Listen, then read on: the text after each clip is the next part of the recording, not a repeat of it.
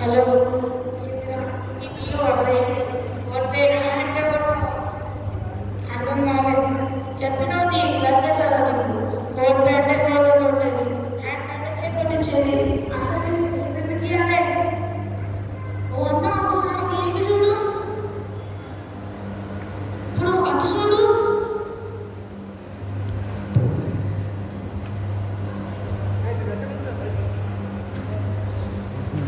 ఏంద్రా చెట్లు కట్టారు ఎవరైనా?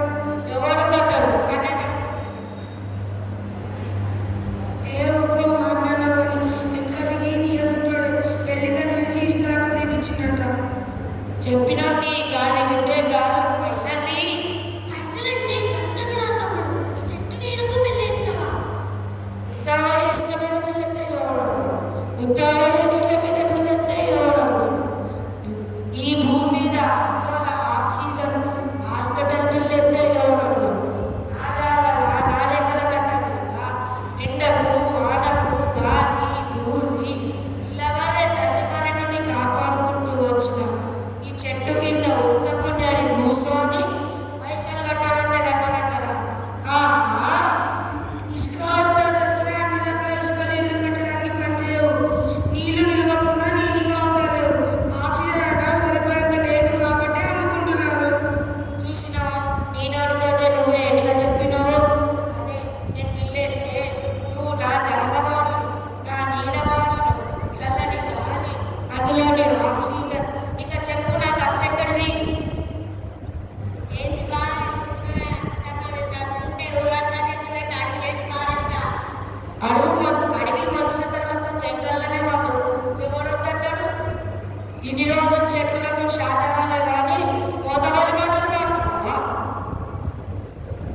కాదమ్మి కాదు, పెట్టకుంటే ఏంటి? గ్రామ పంచాయతీ వాళ్ళు పెడుతున్నారు కదా, ఏమో అందరూ ముసుగడిసినట్టు మాట్లాడుతున్నావు. పెడుతున్నారు సరే, వాటిని కాపాడడం అది కూడా వాళ్ళు చూసుకుంటున్నారు కదా. చూసుకునే లెక్కలో చూసుకుంటున్నారు. పొద్దుంతా కావాలన్నారు కదా. ఒకరు పొద్దున్నే పాస్ పక్కన వచ్చి మొదటనే ఇడుస్తాడు. ఇంకోడేమో నా జాగ్రత్తలో కానీ నా ఇంటి ముందు ఉండొద్దని తేళ్ల గడ్డల కోసం ఒకడు, తొగ చుట్టుల కోసం అని ఒకడు. ఇట్లా ఎందుకో అందుకు చెట్లను నరుకుంటూ పోతుంటే ఎంతకని ఉండాలి? అంటే మామ చెట్లన్నీ చచ్చిపోతాయా? చచ్చిపోవు, చంపేస్తున్నాం మనమే. అప్పుడు మీ తర్వాత తరానికి ఒకప్పుడు భూమి మీద చెట్లు ఉండేవని చెప్పుకోవాల్సి వస్తుంది. రాను రాను ఆక్సిజన్ సిలిండర్స్ వీపుకి తగిలేసుకొని తిరగవలసి వస్తుంది. కాదన్నా, అందరికీ కారణం మేమే అన్నప్పుడు కాకేస్తున్నావైతే. నేను ఒక్కటే కాదని ప్రతి ఒక్కరు అనుకుంటున్నారు కాబట్టి ఇవాళ నా చెట్టు కింద కూర్చోవలసి వచ్చింది. వయసు పోరాలని నలుగురు అర్థమయ్యే చెప్పలేవని నలుగురు చేసిన తప్పులు ఎట్లేసుకుని వస్తావా?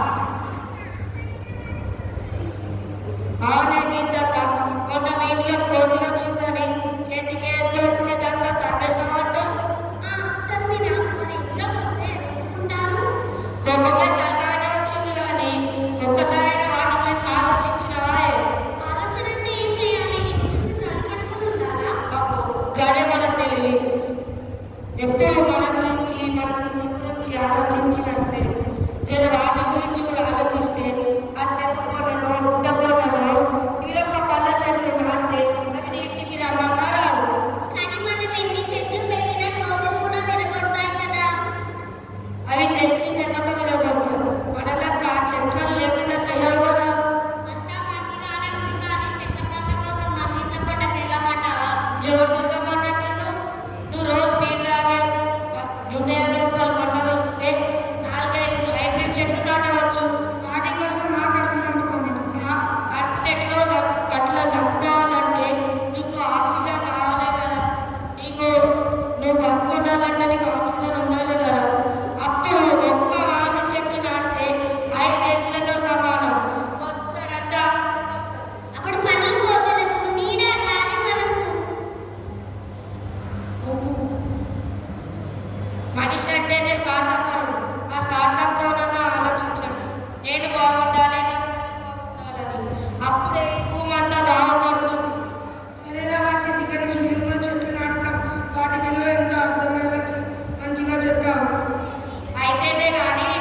పైసలు మంచి మాటలు చెప్పి పైసలు తీయమంటావేంద్రా?